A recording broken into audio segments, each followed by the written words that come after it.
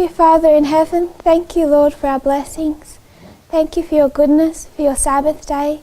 Thank you for answered prayer and for the sunshine. We know that there are those here who have prayed for this, Lord, and you've answered. We know there'll be baptism today, and you've opened up the heaven, Lord, that there can be sunshine and warmth. And we are grateful, Father. I pray that you'll bless our worship, that through these studies we'll understand more of who you are, of where we are in Earth's history, of what is required of us, both in what we should do, how we should view the world. I pray you'll help us as we go through this process of learning and unlearning that's begun 30 years ago. I pray this in Jesus' name. Amen.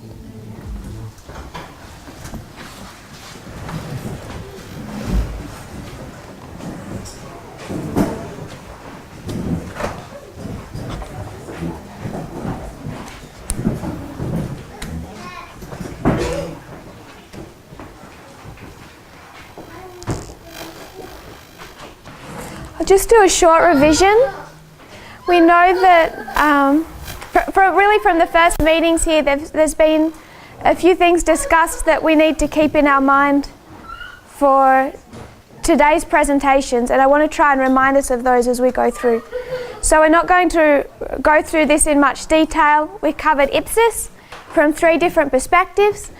We covered Heraclea, August of 1940, and we've traced the events of that waymark in World War II and connected it to 2018. We see 2018 as the formalisation of our message. It's our midnight cry, but it's also the formalisation of the message for the Nethinims, for the third group. So everything that they're meant to know comes from 2014. It's the 18 experience of it entirely encapsulated is 2016 and that election period. 2018, it's formalised. We looked at their line, the 10 years that goes from 2004 to 2014. So much is happening in the history of 2004. It's not all in 1 year. But one messenger and one message combines it all into one documentary that a Nethinim is supposed to identify. It identifies George Bush as false murders without a prophetic message. It identifies the war in Iraq without a prophetic message. A war we've already looked at as characteristic of the 7th head of Bible prophecy. It brings together the Saudi Arabia connection, all these different elements into one documentary, and it's Michael Moore. You could only come out on the right side of this history as a Nethinim if you understand that there's 2 external streams, the Ulai and the Hiddekel. 2014, their time of the end, an increase of knowledge begins to swell until the 2016 election, and you have the choice of Trump and Clinton. We marked this history of 2018. Heraclea is September 21 to December 19. September 21 is the National Cyber Strategy. September 21 is Fahrenheit 11.9. Again, he wraps up everything in this history for Nethinim that they're meant to see. Alexandria Ocasio-Cortez, the resistance. If there is an internal movement inside Adventism that leads to a priest, and remember Acts 27, what's the ship? United States and Adventism. Is there an internal movement in Adventism that results in priests? So is there an internal movement in the United States that results in Nethinims? Yeah. And who's leading that charge?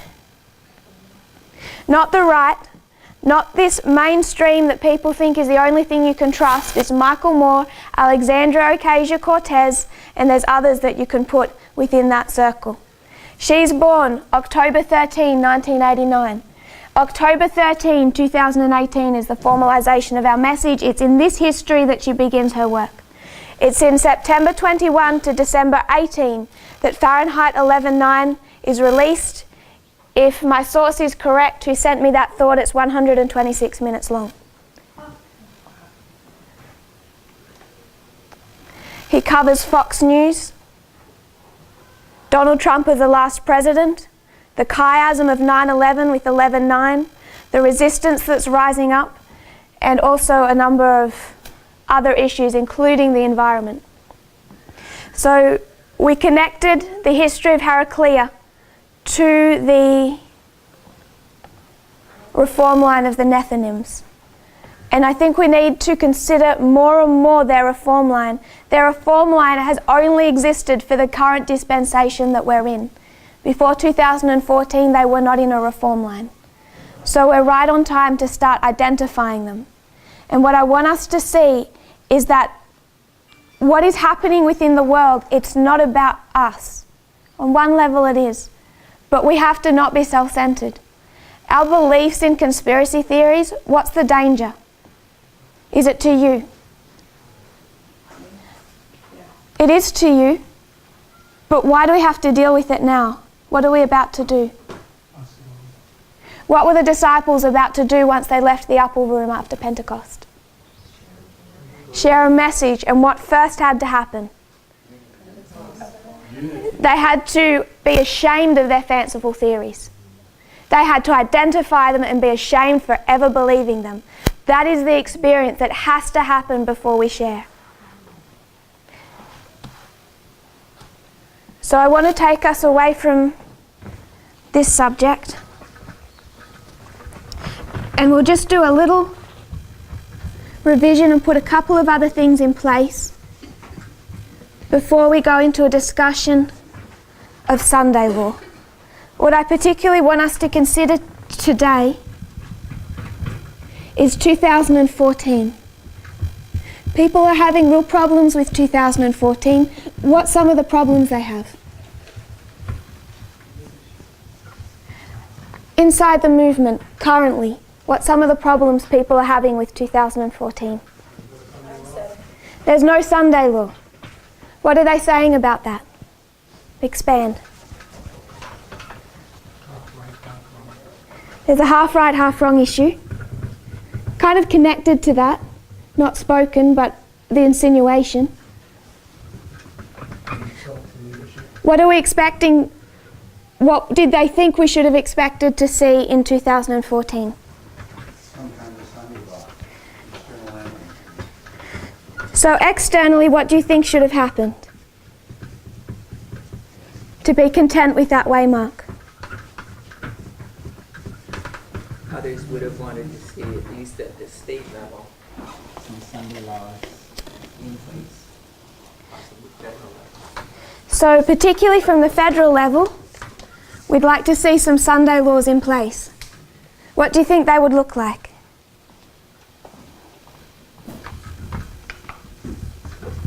Everything closed on Sunday. Everything closed on Sunday? The shops don't open?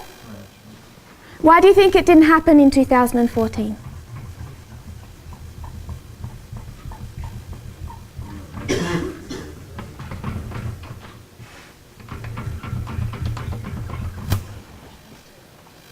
Does anyone have any thoughts on that? So you think that it was delayed? So it should have happened, but it didn't happen because we weren't ready. Or it did happen and we didn't recognize it. So it did happen and we didn't recognize it? How can that be? How can Congress pass a Sunday law and we not see it?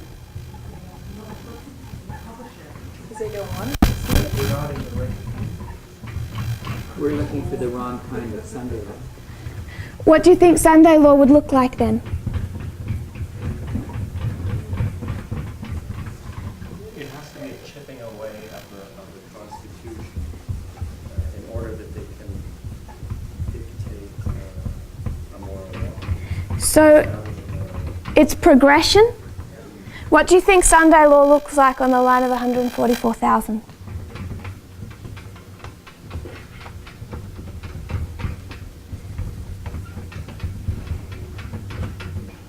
More coercion? Yeah, I think it'd be more forceful.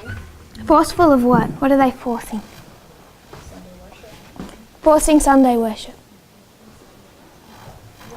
Was that when the church groups were starting to get more active in politics? Or was that later? When, sorry? 2014, was that when church groups are starting to get more active in politics? I think we can mark that well before, but you can see it escalate there significantly. So, Kenneth Copeland and Tony Palmer announced the death of Protestantism yes. in conjunction with the Pope. And guess who else was in the Vatican putting out his worldview? Steve Bannon. He's the direction I think we need to be focusing on. In the Vatican 2014, talking about the Jewish Christian West that's under attack from socialism, atheism, and Islam. His three greatest threats. So before we go into 2014 and Sunday law, I just want to remind us of a couple of things. This is from Mount of Blessing 47.1.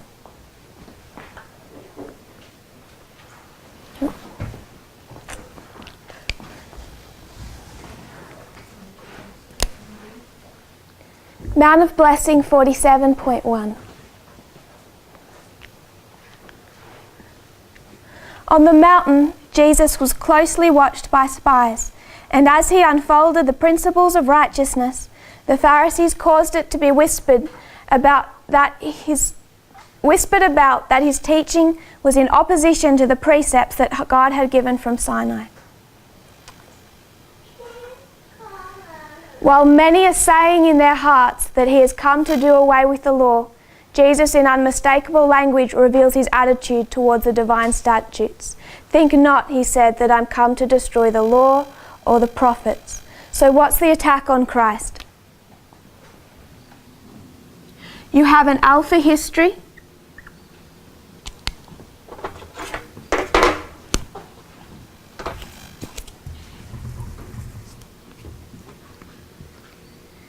An alpha history of ancient Israel.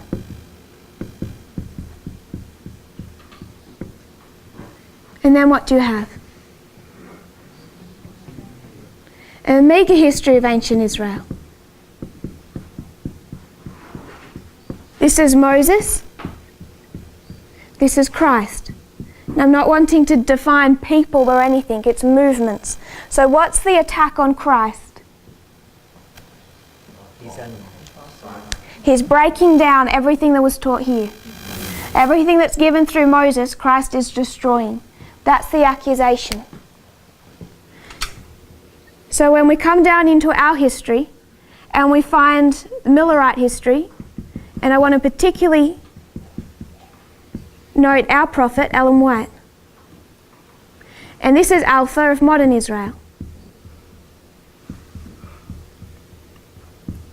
Why are people leaving the movement? What are they saying we're doing?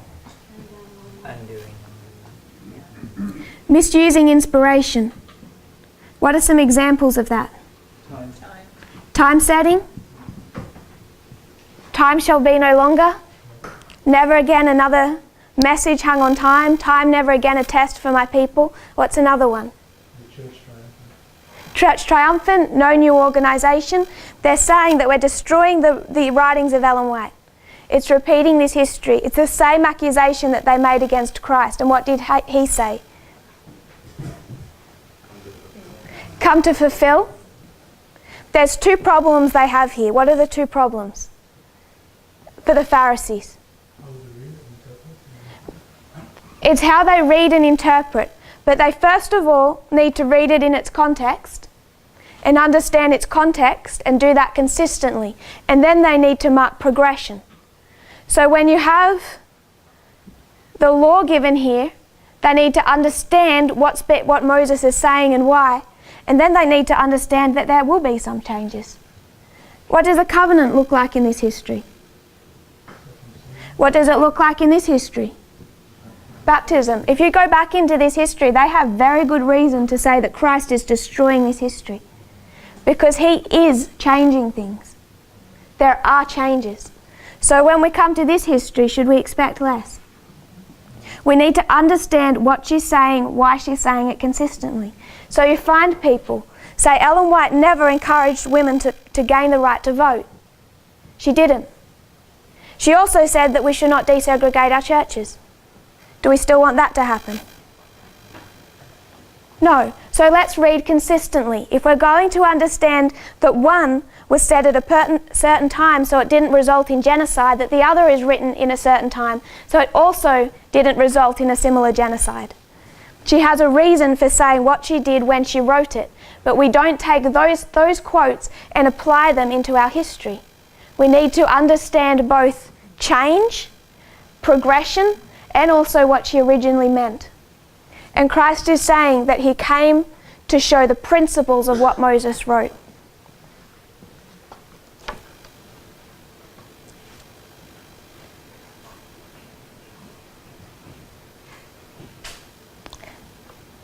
He came to reveal the great principles of righteousness.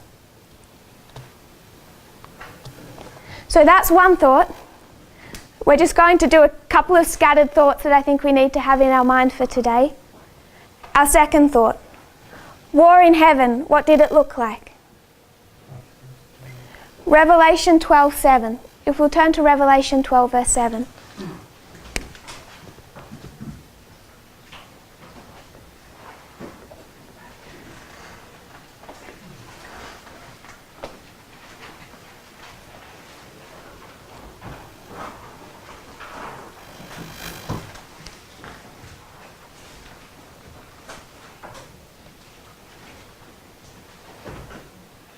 Revelation 12, verse 7. And there was war in heaven. Michael and his angels fought against the dragon, and the dragon fought and his angels. Question, what did this war look like? Influence? So there's two parts, Christ and his angels, Satan and his angels, and what are they doing? Fighting. How are they fighting? What's the mode of warfare? Information. I want you to look up, if you have a device, 7MR. 7MR 63.2.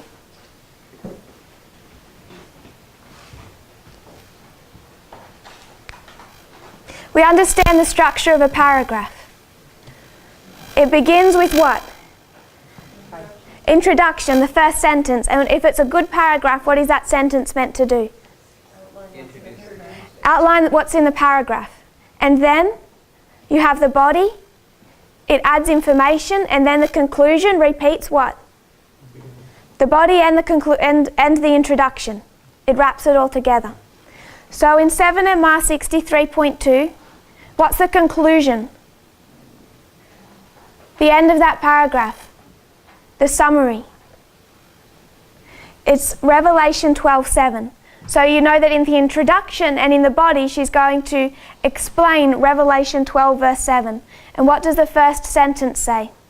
The first phrase. The influence of mind on mind, so strong a power for good when sanctified, is equally strong for evil in the hands of those opposed to God. This power Satan used in his work of instilling evil into the minds of the angels. And then the body, then the conclusion, and there was war in heaven. So what did the war in heaven look like? What were they fighting over? Mind on mind. So we don't think that Satan took up some poles of the New Jerusalem and started to beat people. He wasn't fighting God. That would be a suicide mission.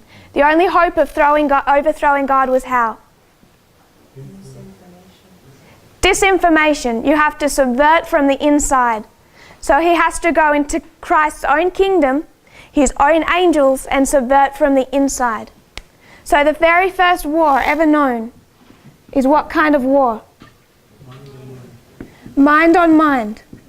If we believe in end from beginning, what's the very last war? Which very last war? The end of the world. We could see this on two different levels. We could see it as World War III. Are we okay with that? The final war on earth between King of the South, King of the North. Are we happy with that? That this must also be mind on mind. But is this the last war? When's the last war?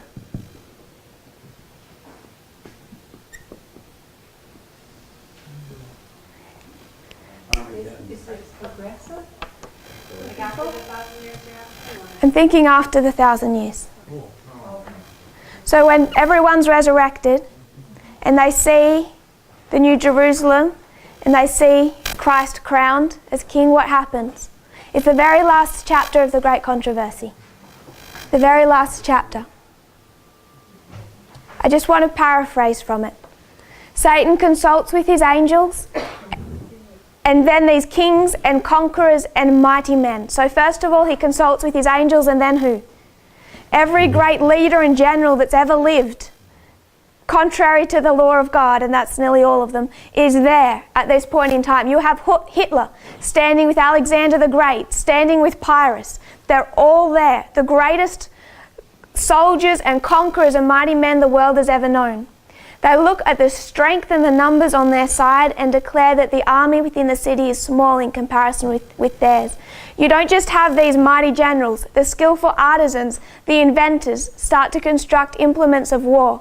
Military leaders, famed for their success, marshal the throngs of warlike men into companies and divisions. At last the order to advance is given, and the countless host moves on. An army such as was never summoned by earthly conquerors, such as the combined forces of all ages since war began on earth could never equal. Satan, the mightiest of warriors, leads them. So what is Satan wanting? What type of war? A hot war. And what does God give him? What happens? Above the throne is revealed the cross, and like a panoramic view appear the scenes of Adam's fall, temptation and fall, and the successive steps in the great plan of redemption. The Saviour's lowly birth, and then she goes through the great controversy from the fall of Adam all the way through to the end. They see it in a panoramic view. So what type of war does God fight?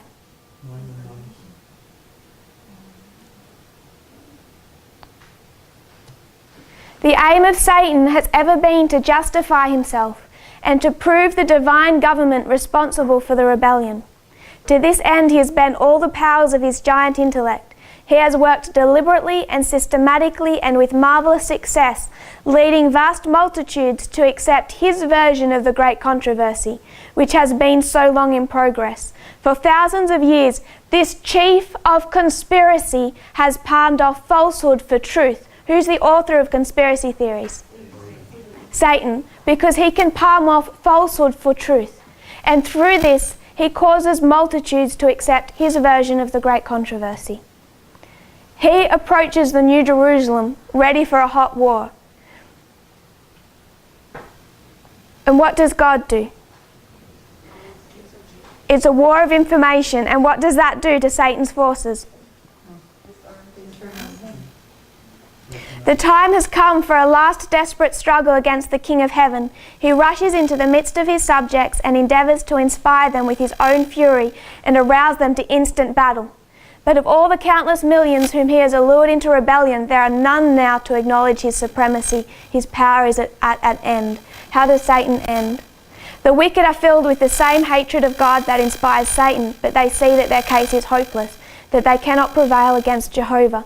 Their rage is kindled against Satan and those who have been his agents in deception, and with the fury of demons they turn upon them.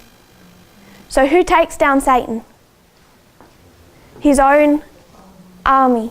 So when we come to 1989 to 91, how does the King of the North fight? Information war, subvert from the inside, and who took down Gorbachev?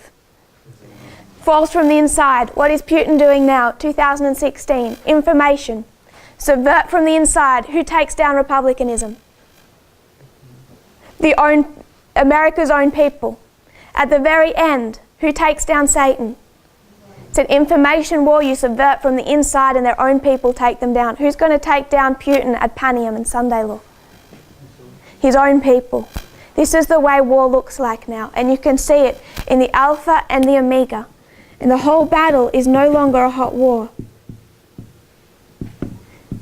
It's a war of mind on mind. And when you see it as a war of mind on mind, you can see the great controversy externally, inside the church, inside the movement.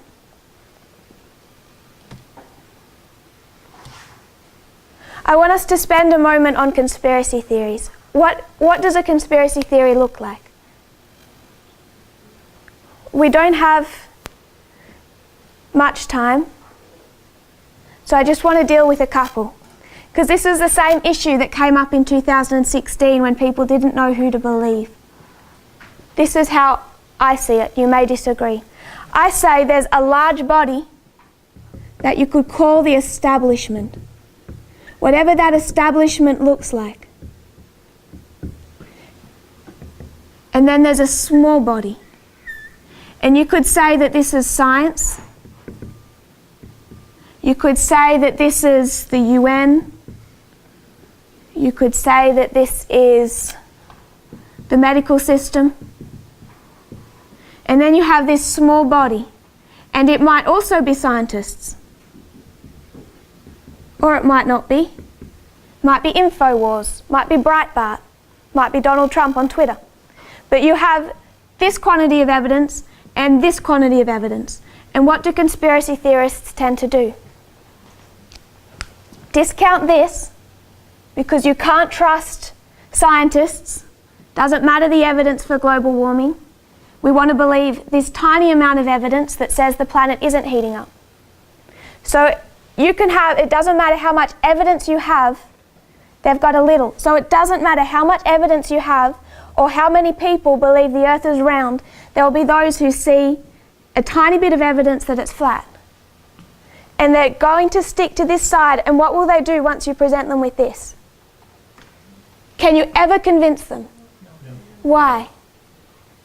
Because they discount that evidence. Because it doesn't matter what evidence you have. It does not matter what you have. Because they'll say you're just fooled by the establishment. That you just don't know, it's secret. That they're working behind the scenes. This is Walter Weiss kind of theory. You can't argue against Walter Weiss. Why? You don't have the secret codes to unlock the handshakes and the finger moves.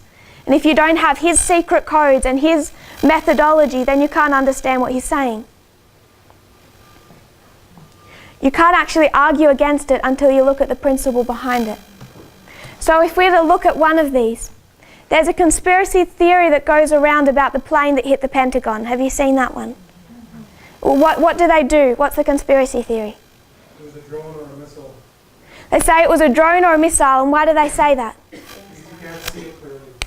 Because you can't see it clearly, and yet then you see a photo. Have you all seen the photo? And what does it look like? What does a hole look like? Usually they'll show you a photo and say, see this? You can't possibly tell me this was a plane. Or it's the building collapsing right next to it, that all happened at once instead of should have been a progression. So what they'll show you is a photo of a little hole. It's really small. It might even be up till maybe this black line or not much higher. It's not that big. And they'll say a jumbo jet, whatever type of plane it was, would have caused a hole bigger than that. And that's their evidence that a plane can't have hit the Pentagon. And you see this little hole with some burn marks shooting out to the side, and there's no plane.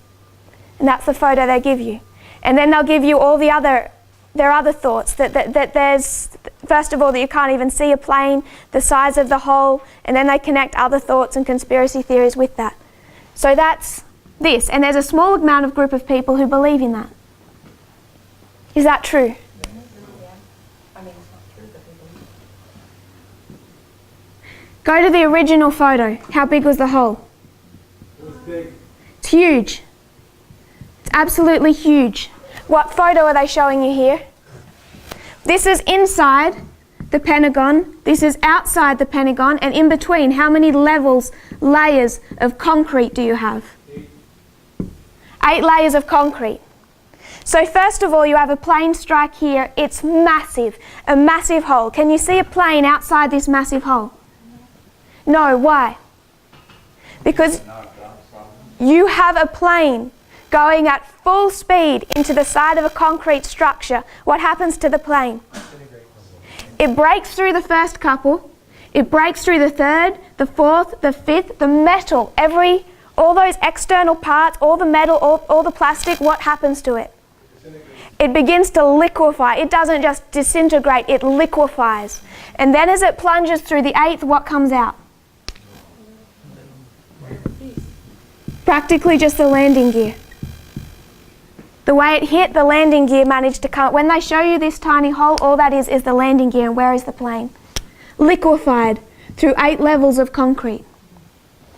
This is the problem with conspiracy theorists. When they give you a little piece of the information and they twist it, it looks accurate. You need the whole story, but to accept the whole story, you need to, first of all, accept this, that it's credible. You need to accept it's credible, and then you need all of the information. You can do that for conspiracy theory after conspiracy theory. But if people refuse to accept anything good in the establishment, they'll never accept this. They'll just think that you're also fooled by the establishment.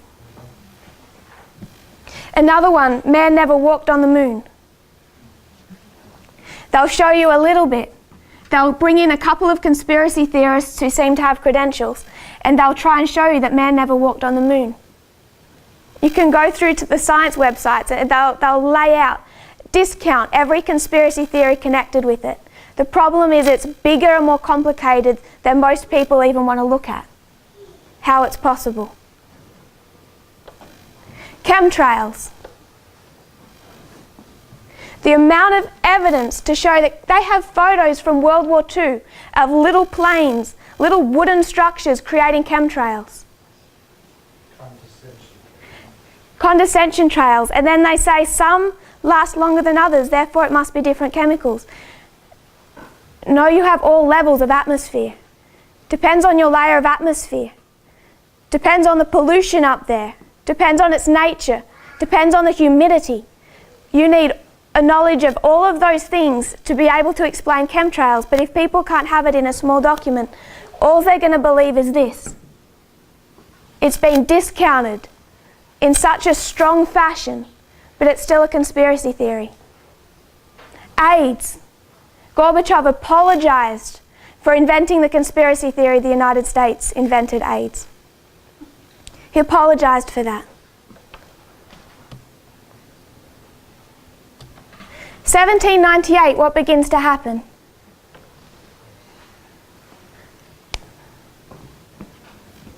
You have 1260 years of darkness. What happens in 1798? There's an increase of knowledge.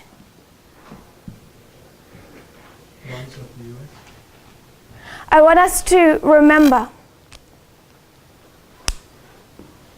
What do we do with our reform line? To understand anything that happens in the future, what do we have to do with our reform line? Go back to the beginning. When's our beginning? 1989, just 1989? 1798 to 1989 to 1991. This is a period of time, so if you want to see fall of the Soviet Union, it's not all 1989, it's a 3-year history. Rise of the World Wide Web, it's a 3-year history. There's other things you connect, but it all comes down to this period of time. It's a 3-year period. 1798, what's invented that changes the course of our world?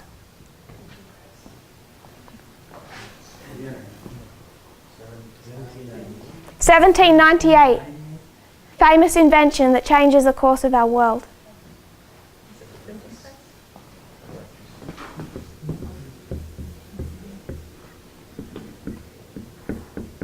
It's the vaccine.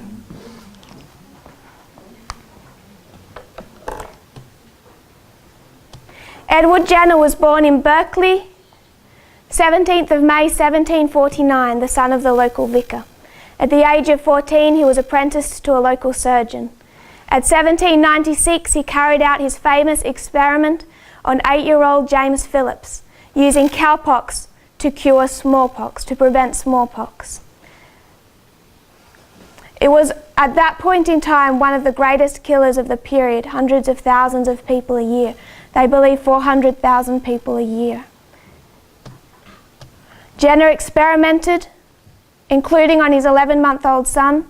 In 1798, the results were finally published, and Jenner coined the word vaccine from the Latin vacca for cow, cowpox. So 1798, the introduction of the vaccine. This spreads over time. They do more and more research. It becomes groundbreaking in the fields of immunology, vaccine therapy, and preventative health. They soon begin to eradicate smallpox throughout the world. In 1801, President Thomas Jefferson declared smallpox vaccinations one of the nation's first public health priorities. So 1798. Can you make 1798 2019? The measles outbreaks? We're going there. Because people want to know what's fulfilled in 2019, and you can't before you deal with conspiracy theories. Can you make 1798 2019? And remember, in this movement, we create a difference between pulmoni and numerology. Don't use numbers. That's not how we use them. 1798 is 2019 how? When you have a dictator rise up, Napoleon, what ends?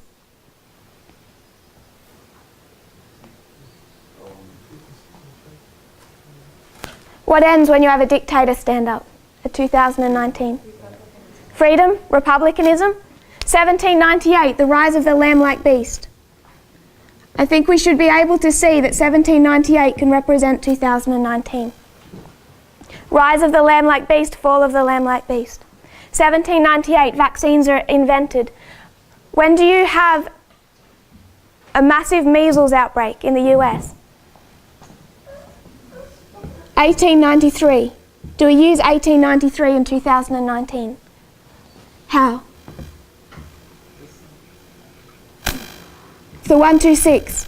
It's the premier evidence for 2019 with the 126. It's the Sunday Law, 1893 Sunday Law in Congress. When was our last major vaccine? When was the last measles outbreak in the United States? Before this year.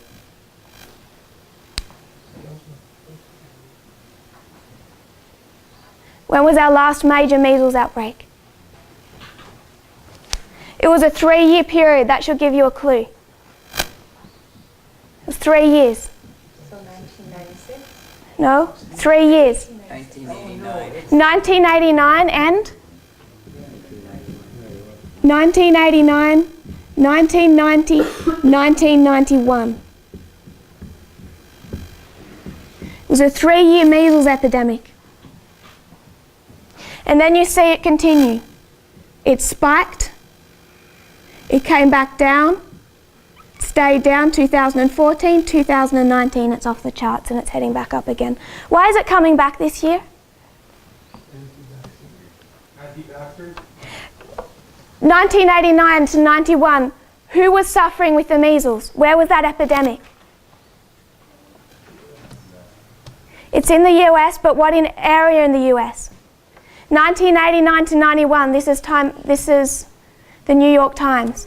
55,000 cases of measles, 11,000 hospitalizations, 166 deaths.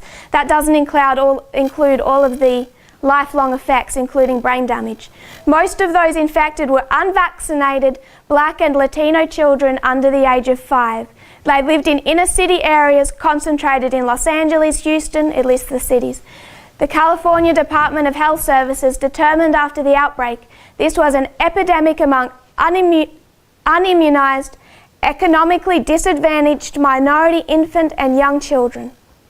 That's what it looks like in 89 to 91. The whole point of this article is to say how we actually can't reverse this like they did in 1991. Why? Because the demographic has changed. It's no longer underprivileged Black and Latino children that were suffering. Who has it now? Unvaccinated children today that have this measles epidemic are white, middle-class, suburban. Why? Where are conspiracy theories rife? Where is Donald Trump's base? Conservative, middle-class, white America. Because the demographic profile has changed, they actually don't even know how to handle it. Now it's gone from a matter of unavailability to a matter of choice. Melissa Stockholm, Assistant Professor of Pediatrics, Population and Family Health at the Columbia University Medical Center, said, "When it was an issue of access to healthcare, we knew we could get in, we could offer vaccinations, and we could get kids vaccinated. It wasn't that the parents were against it." Immunisation promotion campaigns encouraged middle-class families in particular to vaccinate back in the early history. And it was that poor demographic that were left out and suffered. But it's completely flipped, and it's flipped in 30 years because of the introduction, this rampant spread of conspiracy theories. So when Donald Trump is at a campaign rally, what's he going to say about vaccines? He puts out all the conspiracy theories.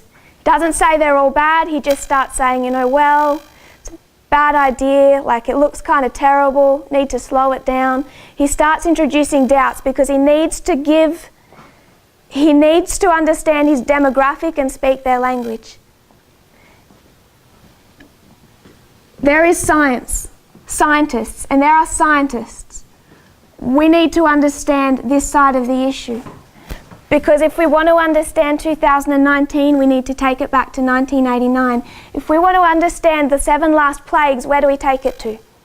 Do we think this rule of interpretation is going to change?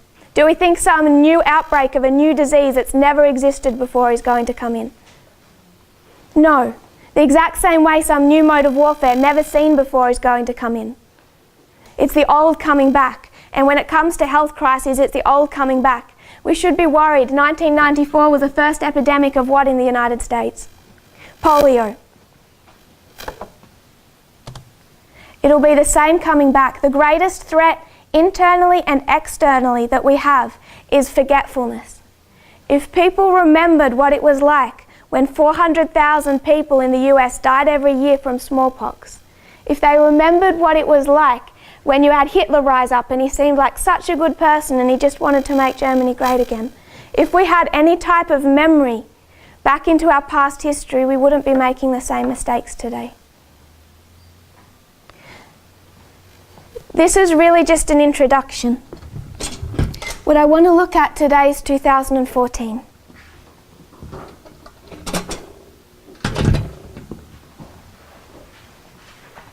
And the reason we need to deal with conspiracy theories is if I have a family member or a friend I want to be a Nethinim, do you think it's reasonable for me to go to them? They're an intelligent person, they're well studied, they might have some things wrong, but they've got a good worldview because they've been following the true stream of information all these years. And if I go to them and I say, look at how we study the Bible, look at this amazing prophetic message. And by the way, the earth is flat. What have I just done to the prophetic message? Completely discredited it. Discredited it and myself. It kills people. So between my sister and I have a sister who's 2 years older than me. She's had every vaccination that you can get when she was little. I've never had a vaccination in my life. Why is that? She's more well than I am. That's a conspiracy theory. Because my parents were becoming good Adventists. So when they became good Adventists, they saw the prophetic message and it's handed to them like a ball of dough. So they're coming from Catholicism, from Lutheranism. Both of them come into Adventism. The church, when my sister was born, they're only just starting to come in. My mother is pregnant with me, she's baptized. And between my birth and my sister's birth, good conservative Adventists give them this ball of dough of what it means to be a good Adventist. And it is the prophetic message. They came in through Daniel 2. But what's needed through this ball of dough? If you want to be a good Adventist, what comes with it? Conspiracy theories. So my sister's vaccinated, I'm not, because they were becoming a good Adventist. And our problem is the same thing the Pharisees did. They took a good message and then they needed conspiracies through it. And then when we go to people, when we take this message to people at Panium and Sunday Law, we cannot do that, or it will destroy them.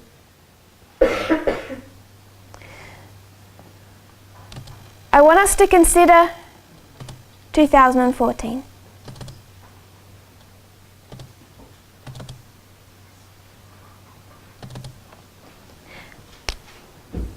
We can do a lot with 2014 and 2019. I want to specialize. I want to go into just one specific part to make a point. And this is where our studies, the ones I want to share now and what Brother Tyler's been sharing all week, they begin to come together. And I hope you can see that. When we consider 2014,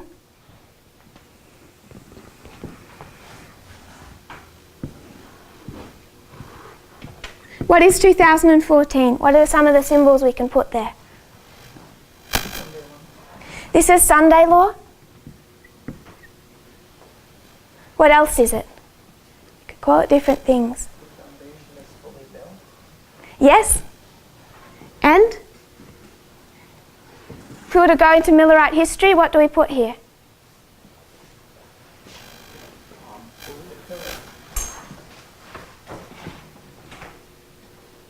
What's 2014 in the line of the Millerites? Sorry? October 22nd. No. This is... If we were to do the line of the Millerites, we'll put it up here. We could do April 19. What's April 19 on our reform line? Grab the computer, lift it up.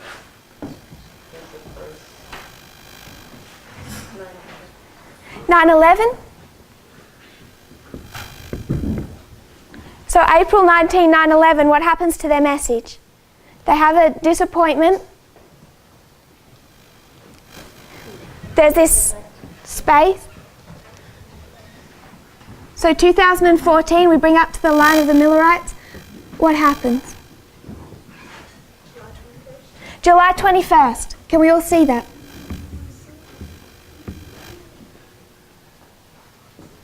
So July 21st, what happens? This is what camp meeting?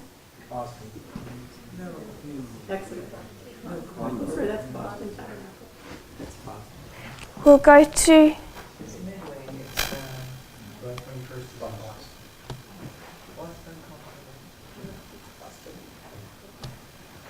We can go to the quotes. No, this is the first one, Boston.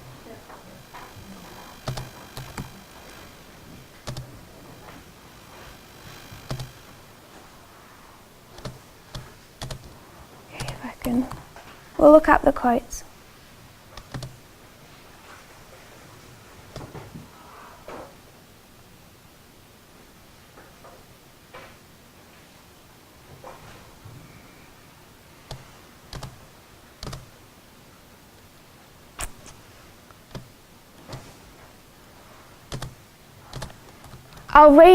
I'll just read from Joseph Bates.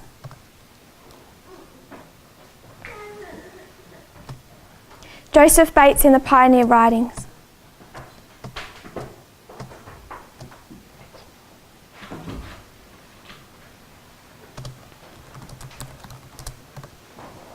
A camp meeting, okay, go back up. Call the cry at midnight. So we understand April 19 is 9/11. We're okay with that?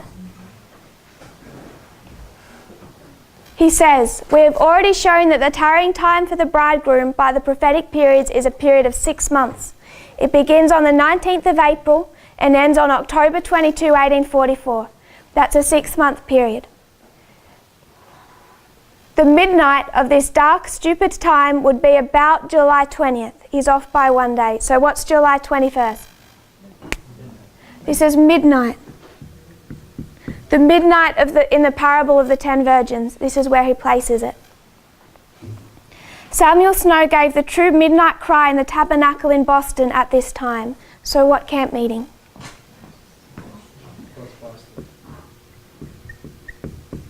This is Boston. It's where it begins. So 2014 is Sunday law. What begins at Sunday law? What begins to swell? A swelling begins. What begins at Sunday Law is the swelling of a cry. What begins at Boston? The same thing, the swelling of the midnight cry. At midnight, in the dead of the night, the cry was raised, July 21st. A camp meeting was held in Concord somewhere about the 1st of August. So then we mark the 1st of August.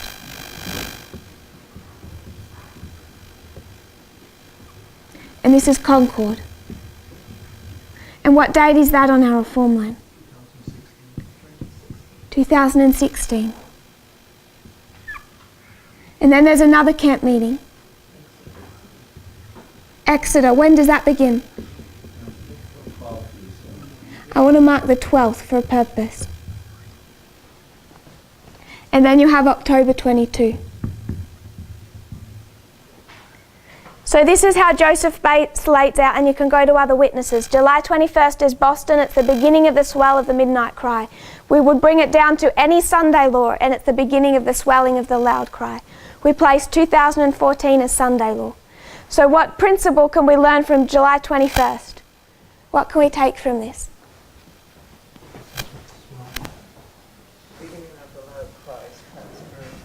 It's known as midnight from what parable? It's midnight in the parable of the 10 virgins, and because it's midnight, what symbol do they take from that? Midway? It's midway. Midway between what dates? It's exactly midway between April 19 and October 22. So if July 21st is midway between April and October, when is 2014 midway? First the literal, then the spiritual. First the literal, then the spiritual. What's April 19? –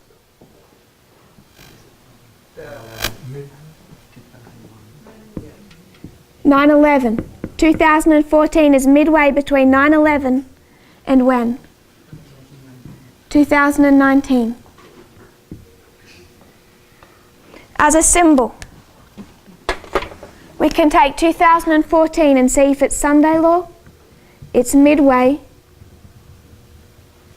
it's midnight.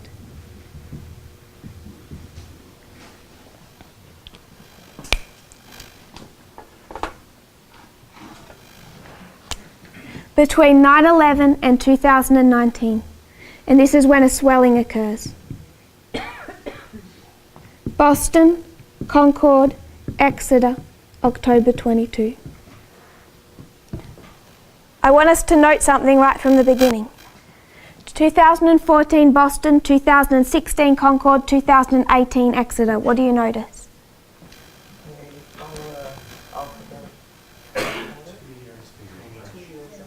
2 years in between, and why is that neat? Because Concord's in the middle. If you have July 21st, August 1, August 12. August 1 is in the middle. It's a midpoint. So this is a midpoint. 2014 is the midpoint. But 2016 is also in itself, in the camp meetings, a midpoint. That becomes relevant when we look at the Civil War. So how was 2014 established? The 126. So it takes us back to what history? There's the 1888 history. That's not the one I want to cover today. I want to cover 1863. How do we go back to 1863?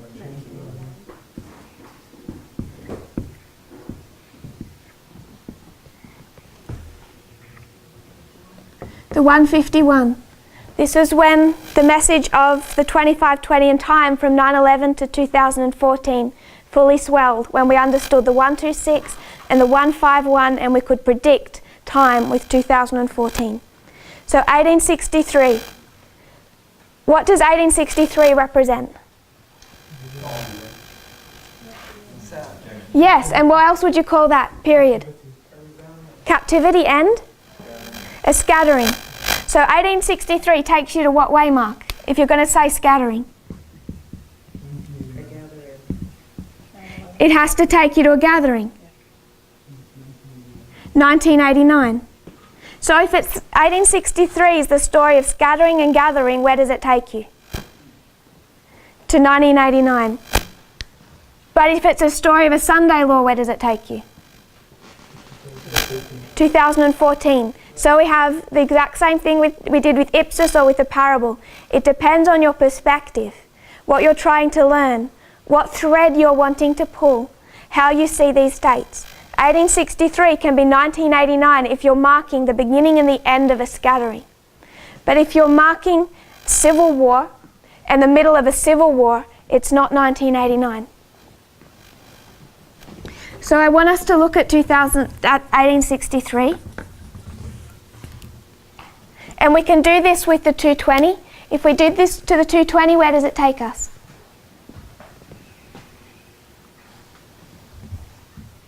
Into what history?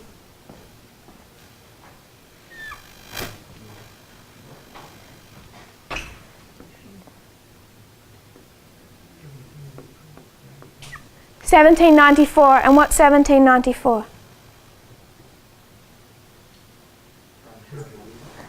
What part of the French Revolution?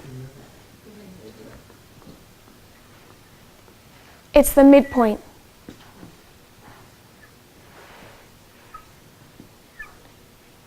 So you have the beginning and the end of the French Revolution, and 1794 is midway.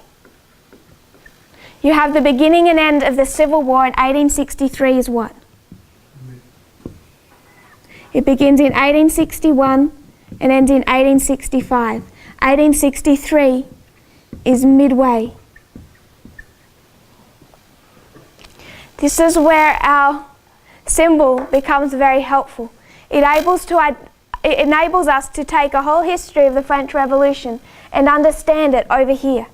And the whole history of the Civil War from 61 to 65 is present truth from 9/11 to 2019. So it isn't so much the French Revolution, it's the Civil War. It's the issues that we've been discussing all week and how we make application of them. In 1861, what begins to happen? Separate thought. Acts 27. What happens in 1863? 1798. There's a ship. The ship is sailing on its course through 1840, 1844, 1861. What happens to the ship?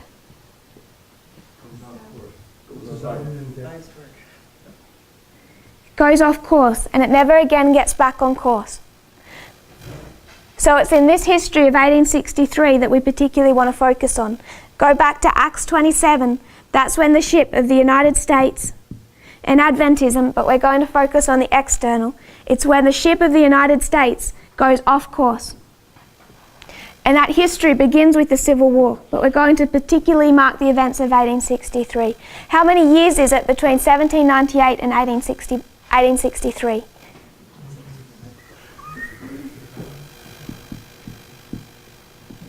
Sorry, 1861 here. 1798 and 1861.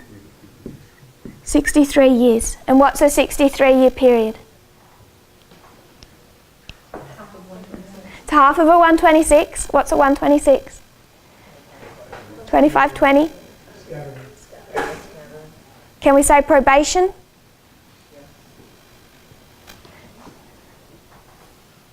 How long did they have to get rid of slavery before God did it for them? 63 years. We're going to look at that more closely. So 1861, the Civil War begins.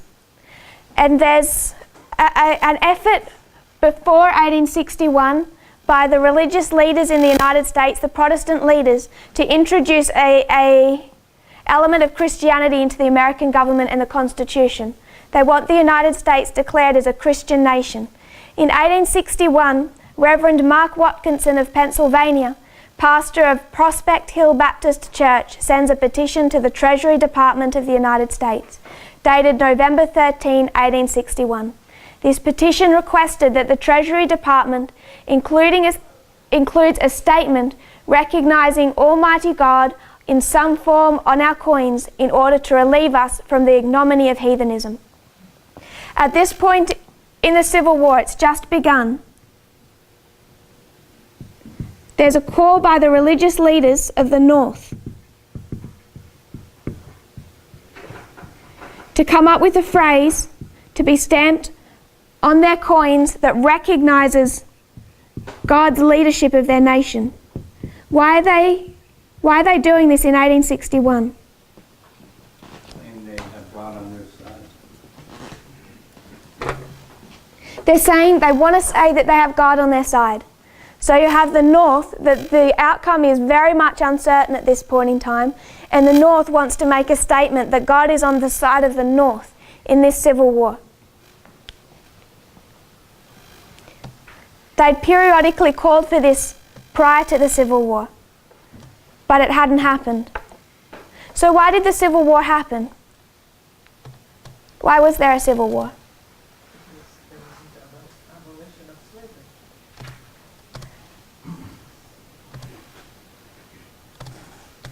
Because they wouldn't come together and deal with it. Did they have to come together to deal with it? They should. What if the South wasn't going to cooperate? And there must be separation. What did the North keep doing?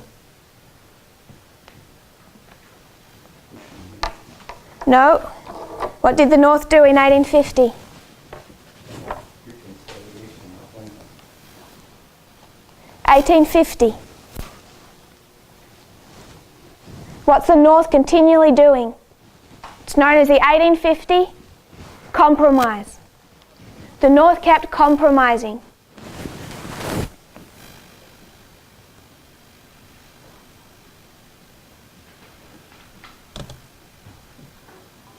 So in this history, what you have is a national crisis. I want to quote from Review and Herald, August 27.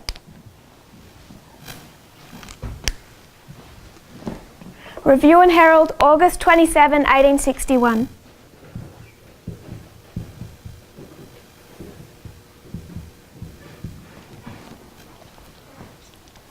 Paragraph 2.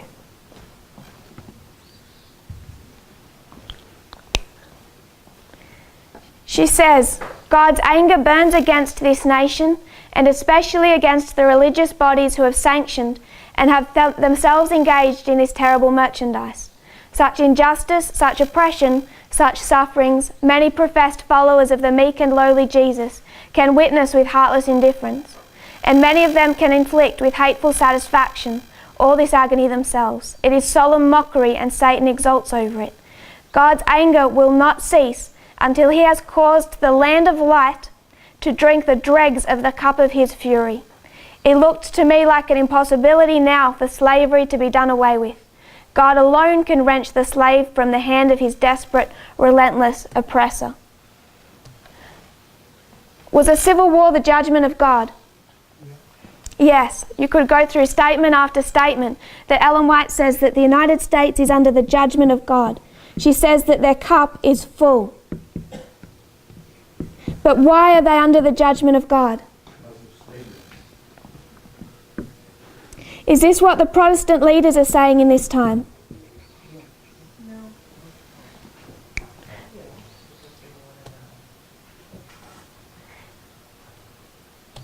Yes and no. What part yes, what part no?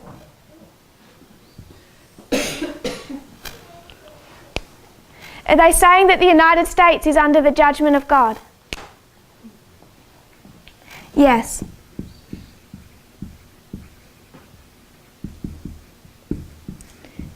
No one's questioning that the United States is under the judgment of God, but you have two streams of information as to why it's suffering the judgment of God.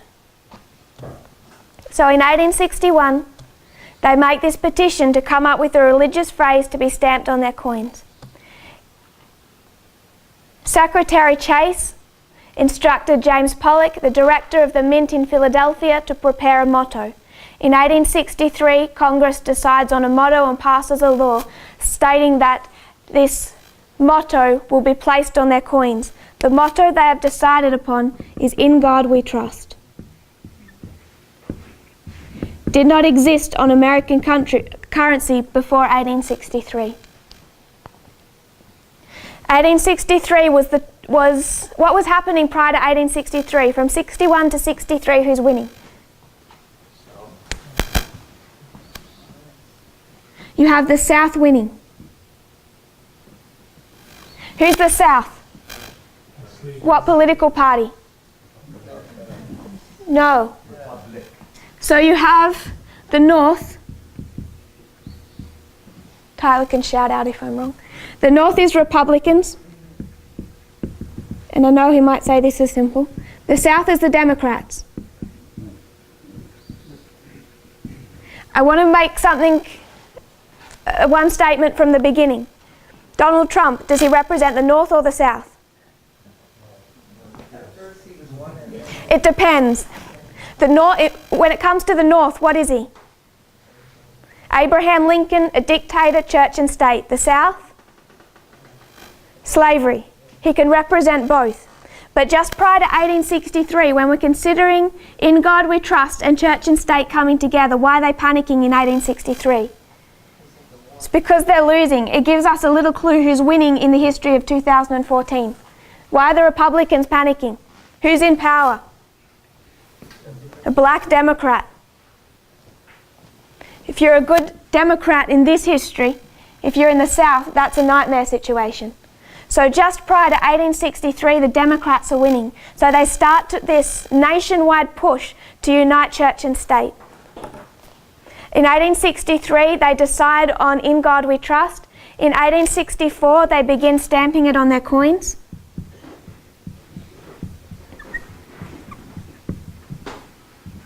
And in 1865, they pass further laws of Congress, they start putting out new currency, and it becomes much more official. In 1865, they passed an Act of Congress allowing the Mint Director, with the Secretary's approval, to place it on all gold and silver coins that shall admit the inscription thereof.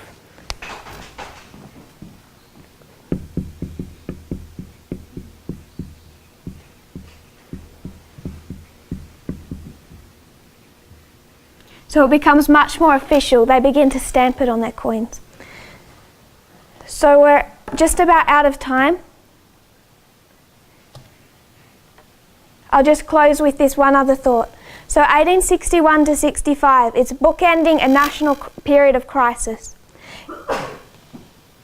It's in this beginning of this period of crisis, they begin to feel the need to introduce a religious phrase. And this religious phrase is "In God We Trust." That's decided upon in 1863.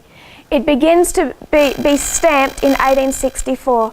In 1865, by an Act of Congress, that becomes official. If you kneel with me in prayer, we will come back and continue that thought.